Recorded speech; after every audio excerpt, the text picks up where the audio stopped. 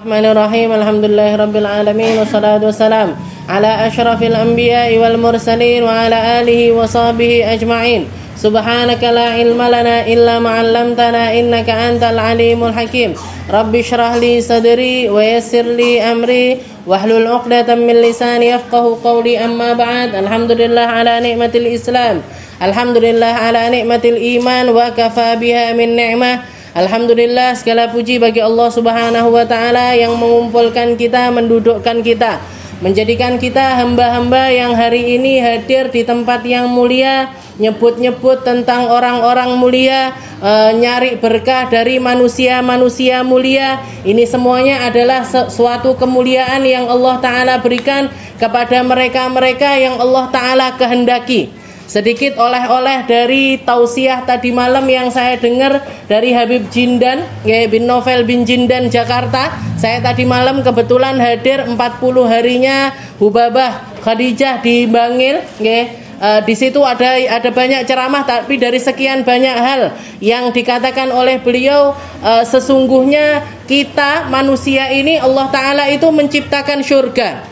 Setelah penciptaan surga, Allah Ta'ala menciptakan para penduduk surga. Dan orang-orang penduduk surga ini Allah Ta'ala muliakan dengan perkara-perkara yang akan menjadi sebab mereka masuk surga. Begitu juga Allah Ta'ala ketika menciptakan neraka. Allah Ta'ala menciptakan para penduduk neraka. Dan Allah Ta'ala menciptakan amalan-amalan yang akan menyebabkan mereka untuk masuk ke dalam neraka. Oleh karena itu, ketika kita dikasih sama Allah Ta'ala tautan hati sama orang-orang mulia, bukan tautan hati dengan orang-orang yang hina.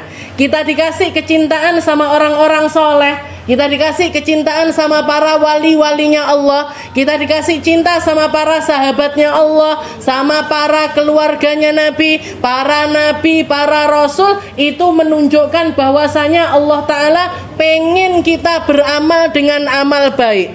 Kalau orang dipilih untuk beramal baik, insya Allah termasuk dari golongan para ahli surga. Dan kalau sudah masuk di dalam golongan ahli surga, dia akan menjadi penyebab dia untuk dimuliakan oleh Allah Subhanahu wa ta'ala. Makanya beliau mengatakan orang manusia ini dikasih fa'alhamaha fujuraha wa taqwaha. Manusia ini selalu dikasih dua pilihan, mau beramal baik atau enggak baik, mau ngelakoni kebaikan atau ngelakoni keburukan. Maka ketika kita dikasih sama Allah Ta'ala masuk di dalam golongan mereka-mereka yang matanya ngelihat yang baik, telinganya dengar yang baik, lisannya ngomong yang baik-baik, kakinya melangkah di tempat-tempat yang baik, ada di dalam circle golongan manusia-manusia yang baik, itu adalah nikmat yang luar biasa yang Allah Ta'ala berikan kepada hamba-hamba mulia. Lisan kita dijaga dari mencaci, lisan kita dijaga dari menjelekkan orang, lisan kita dijaga untuk tidak melakukan keburukan-keburukan. Maka itu adalah perkara-perkara yang hanya Allah Ta'ala berikan kepada mereka-mereka yang mulia. Semoga apa yang tadi kita baca dari hadrah ini benar-benar bisa kita resapi. Orang-orang yang disebutkan di dalamnya semuanya orang-orang mulia, semuanya adalah orang-orang baik. Dan kalau jenengan nelaah dari awal sampai akhir, gak ada satupun kalimat cacian, gak ada satupun kalimat merendahkan, gak ada satupun kalimat yang buruk-buruk yang kita baca tadi. Semuanya doa, semuanya munajat, semuanya zikir, semuanya nautkan hati kita kepada orang-orang yang baik. Di setiap masa akan selalu ada orang baik. Di setiap golongan pasti ada orang baik. Maka terserah kita mau masuk di dalam golongan yang mana. Ilham dari Allah Ta'ala ini kita respon dengan cara yang seperti apa. Ketika kita merespon kebaikan-kebaikan, itu menunjukkan kalau kita ini diinginkan untuk baik sama Allah. Tapi ketika yang kita respon adalah keburukan, ini menunjukkan kalau kita ini diinginkan sama Allah Ta'ala untuk menjadi orang yang gak baik. Na'udzubillahi min dzalik. Oleh karena itu, ayo selalu motivasi orang, jangan ada keburukan. Kalaupun misalkan kita ngelihat keburukan, lihat keburukan diri sendiri, gak usah ngelihat keburukan orang lain. Kalau kita ngelihat kerendahan, lihat kerendahan yang ada di dalam diri kita, gak perlu ngelihat kerendahan yang ada di dalam diri orang lain. Bahkan minta sama Allah Ta'ala, ya Allah, butakan mata saya, tulikan telinga saya dari melihat aibnya orang lain, dari ngelihat keburukannya orang lain. Ini yang akan bikin hidup kita ini tenang dunia akhirat. Ini yang akan menyelamatkan diri kita dunia akhirat. Ini yang akan bikin kita ini terfokuskan dengan setiap kebaikan. Kita lanjutkan pembahasan kita di dalam kitab Khuluquna. Masih di dalam khuluquna ma'a ibadihi, akhlak kita kepada sesama manusia. Ila an qala al-muallif rahimahullahu ta'ala wa nafa'ana bihi bi'ulumi fid dharaini amin. Nattaqihim wa nahdhar minhum wa la nusi bihim muddhan. Katanya beliau, Habib Umar mengatakan, kita bertakwa kepada Allah, menjaga diri namun tidak berburuk sangka kepada siapapun. Jadi hati-hati boleh, hati-hati boleh, mawas diri boleh, tapi jangan sampai terjerumus ke dalam perkara yang namanya suudzon, berburuk sangka kepada orang lain. Rasulullah Shallallahu Alaihi Wasallam fi ayami i'tikafihi, di hari-hari ketika beliau melakukan i'tikaf di malam hari, tahu-tahu dipanggil sama Sayyidah Sofiyah. Maka Rasulullah keluar dari i'tikafnya, ngobrol berdua di pinggir masjid dengan Sayyidah Sofiyah. Lewat dua orang laki-laki dari Ansar. Ketika ngelihat Rasulullah sama seorang perempuan, mereka jalan agak cepat. Maka dipanggil sama Nabi Muhammad. Rasulullah mengatakan, ala raslikum, gak usah kayak gitu, gak usah buru-buru kalian lewat. Fa innaha Sofiyah, perempuan yang di samping saya ini adalah istri saya sendiri, yaitu Sayyidah Sofiyah. Katanya dua orang Ansor tersebut, ya Rasul, manusi ubikumuddon, ya Rasul, kami gak ada sama sekali di dalam hati kami ini suudon sama jenengan ini gak ada. Cuman kami cuman refleks aja. Ketika ngelihat Rasulullah lagi berbincang-bincang, ta'adduban lahu, beradab sama Nabi, mereka jalan agak cepat. Maka kata-katanya Nabi Muhammad yang selanjutnya ini yang sangat penting sekali. Rasulullah mengatakan, inna syaitan yajri fil insan majrad dam. Katanya Nabi, setan itu jalan dengan aliran darah kalian. Mungkin sekarang kalian gak suudon, tapi takutnya nanti kamu akan suudon. Mungkin sekarang kamu gak ngomong apa-apa, siapa tahu nanti akan ada omongan-omongan yang gak benar. Maka saya luruskan sekarang juga. Ini loh yang harus kita perhatikan. Kalimatnya Nabi Muhammad SAW ini nunjukkan bahwasanya manusia itu hati awalnya atau nafsu dirinya, nafsu yang ada di dalam diri manusia itu biasanya mandang baik tentang dirinya, mandang buruk tentang orang lain. Manusia itu emosi dirinya atau sesuatu yang memang jadi perkara yang ada di dalam diri mereka itu dari awal, dari asalnya mereka itu seneng sama dirinya sendiri, gak seneng sama orang lain, gak terlalu seneng sama orang lain, merasa dirinya paling berharga dan tidak menganggap orang lain berharga. Ini yang harus diluruskan. Ini yang harus kita perbaiki. Ini yang diajarkan sama Rasulullah Shallallahu Alaihi Wasallam. Semua manusia itu punya sifat suudon. Manusia itu asalnya punya sifat suudon. Maka bagaimana kita menghadapi perkara-perkara yang agar kita nggak jadi omongannya orang, nggak dijadikan bahan pergunjingannya orang, biar nggak difitnah sama orang lain dan lain sebagainya. Istilahnya kita usahakan seminim mungkin. Itu gimana caranya? Jangan masuk di dalam perkara-perkara yang bikin orang itu suudon. Jangan masuk di tempat-tempat yang jadi tempat pergunjingannya orang lain di dalam perkara tersebut. Kayak misalkan jenengan tinggal di lingkungan yang gak banyak orang ngerti tentang agama. Gak banyak orang ngerti tentang agama. Jenengan dengan pakaian yang seperti ini bahkan jenengan misalkan setiap hari pulang jam 1 malam, setengah 1 malam, nanti baru grek, nah masukin motor, grek, masukin mobil. Ini kira-kira yang ada di pandangannya orang ini apa? Iki uang. Kalau sekali 2 kali nggak apa-apa, tapi ini setiap hari kok keluar malam, nyampe rumah jam 1, setengah 1, Ini kalau nggak kita luruskan, akan tambah berkembang ini omongannya orang. Apalagi kalau jenengan ini seorang perempuan yang nggak punya pasangan, Jadi misalkan apa suaminya sudah meninggal, apa suaminya keluar kota, suaminya kerja di tempat yang jauh, ini omongannya orang tambah nggak karu-karuan. Omongannya orang nggak karu-karuan. Makanya kita menjaga diri untuk tidak seperti itu, mungkin sekali 2 kali nggak apa-apa.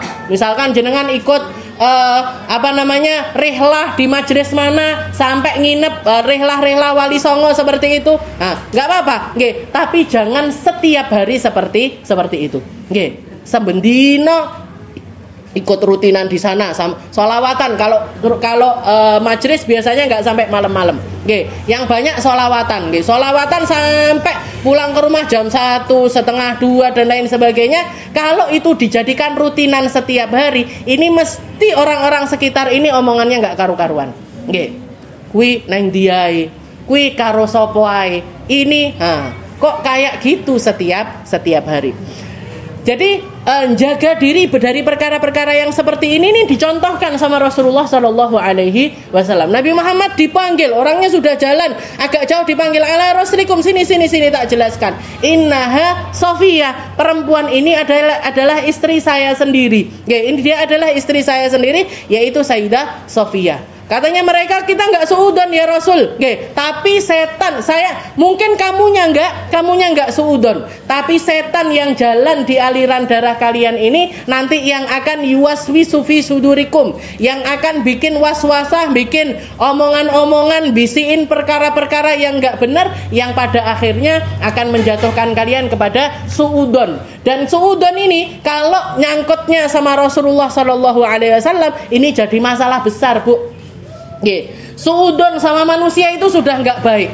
Suudon sama Nabi Muhammad ini luar biasa. Suudon sama para ulama, suudon sama para ahli ilmu, suudon sama mereka-mereka yang dijadikan sama Allah Ta'ala pertanda dari ayat-ayatnya Allah. Maka ini jadi masalah besar. Jadi masalah besar. Apalagi sama Rasulullah, apalagi sama Allah. Apalagi sama Rasulullah, apalagi sama Allah. Dan kita nggak akan bisa masuk ke dalam bab yang namanya husnudon billah. Kita nggak akan bisa jadi orang yang berhusnudon sama Allah Ta'ala kecuali latihannya dengan husnudon sama hamba-hamba Allah. Jadi kalau sama yang nggak kelihatan aja kita nggak bisa, istilahnya kalau sama yang kelihatan aja kita nggak bisa husnudon, apalagi sama Allah. Sama halnya dengan bersyukur. Kalau kita nggak bisa berterima kasih, nggak bisa bales jasa, nggak bisa menyenangkan, nggak bisa ngambil istilahnya ibrah dari apa yang kelihatan, maka gimana caranya kita bisa berhusnudon kepada Allah Subhanahu wa Ta'ala. Jadi husnudon kepada hamba Allah Ta'ala ini adalah pintu menuju husnudon kepada Allah. Husnudon sama manusia ini pintu untuk bisa nyampe kepada husnudon billah. Makanya dikatakan Rasulullah SAW ngomong seperti itu, ala rasulikum. Jadi yang tidak dipercayai sama Nabi itu setan yang jalan di dalam diri manusia. Maka perlu kita itu menghindar dari hal-hal yang bikin seseorang itu jadi omongannya orang itu, kita perlu menghindar. Perlu menghindar. kita sudah pakai pakaian yang semacam ini misalkan, kita sudah nutup aurat, sudah melakukan hal-hal yang bikin kita itu terlihat seperti orang yang baik. Ini usahanya kita untuk biar nggak jadi omongannya orang.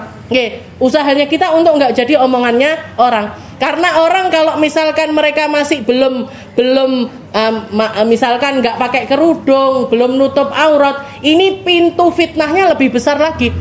Pintu fitnahnya lebih besar lagi. Dan ketika kita sudah seperti ini, jangan memasukkan diri di tempat-tempat yang maaf istilahnya tempat-tempat yang nggak baik, tempat-tempat yang kurang dipandang baik sama orang. Contohnya gimana Ustazah? Jenengan sudah kayak gini, pergi ke diskotik misalkan. Masih yo arepe maem seblak misalkan. Bawa seblak, ke sana, ke diskotik, minjem piring, minjem piring. Ada orang di diskotik makan seblak, ya mungkin, Jadi saya punya temen dulu ya, memang rada error tapi di masa mudanya dia, katanya di pulangan pondok gitu, cerita-cerita. Aku kemarin waktu liburan ke diskotik. Ngapain kamu ke diskotik? Ya penasaran aja. Di dalamnya itu ada apa, kayak gimana, ada apa? Ngapain terusan kamu di diskotik? Saya makan kacang hijau katanya.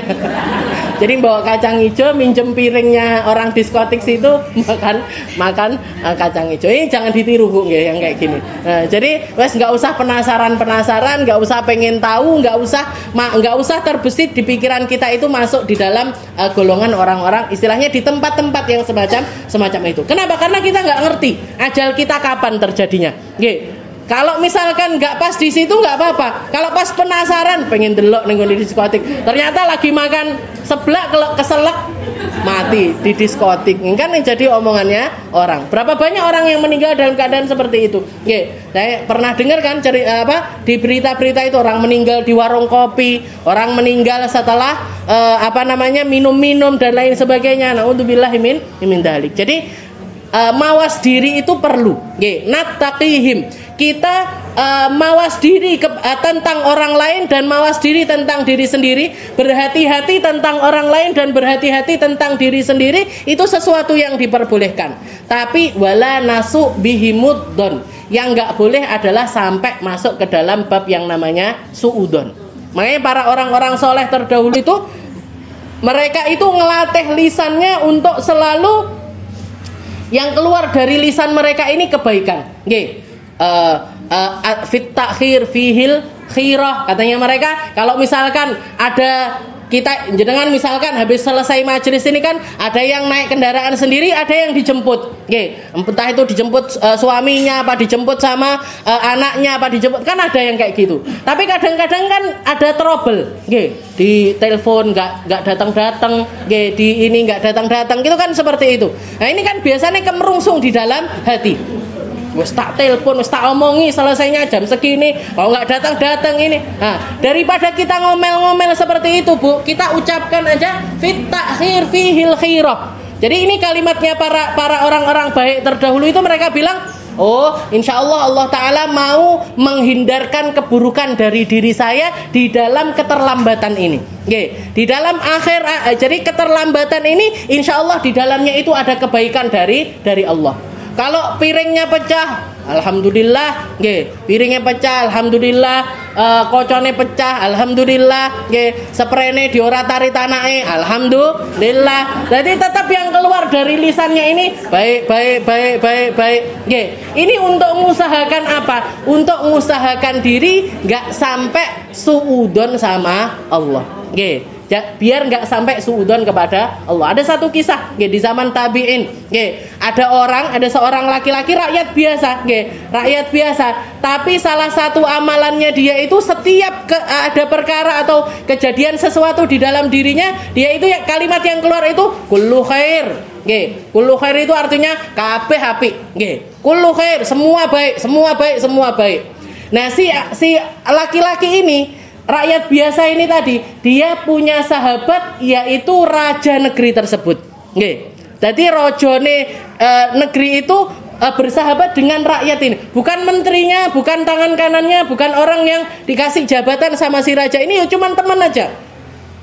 Temenan karena klik. Orang kalau temenan ini biasanya kan klik. Nopo punya sesuatu yang kalau ngomong nyambung dan lain sebagainya. Jadi sahabatan, setiap kemana-mana rajanya kalau pengen pergi-pergi nggak dikawal sama tentara-tentaranya, mesti yang diajak si orang ini tadi, temennya ini tadi.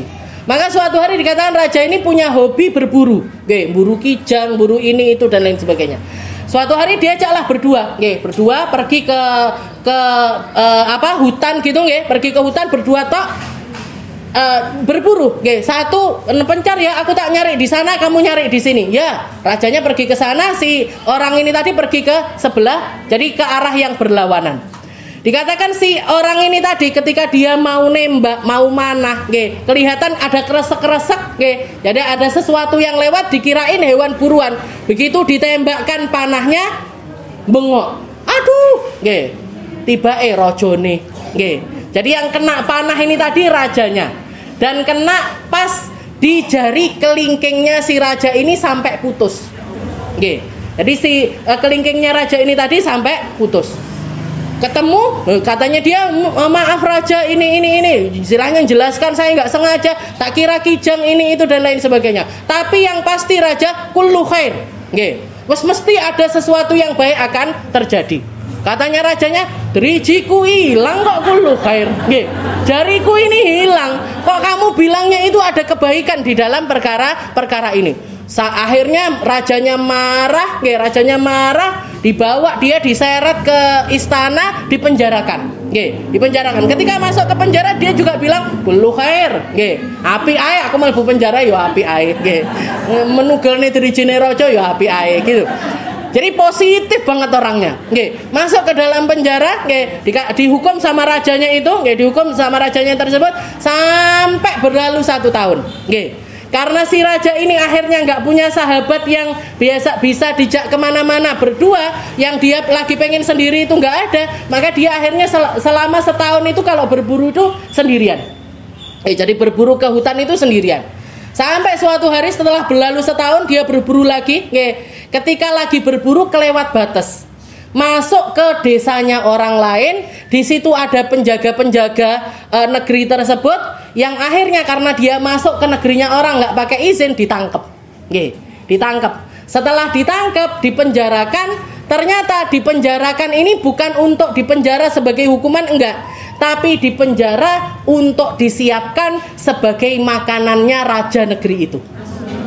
Jadi raja negeri itu punya kebiasaan kanibal, jadi seneng makan daging manusia, seneng makan daging manusia. Jadi di penjara itu banyak orang, nanti dikasih makan enak-enak, dikasih minuman, pokoknya diramut, diopeni, dibersihkan setiap hari, dan kalau sudah kelihatan mentes, nanti dibelah, dibelah, habis itu dimasakkan untuk hidangannya rajanya. Setiap hari, nggak setiap hari sih, seminggu sekali atau 2 minggu sekali itu mesti ada satu tawanan dikeluarkan, tapi nggak balik lagi, ya dibunuh buat makanannya rajanya ini tadi.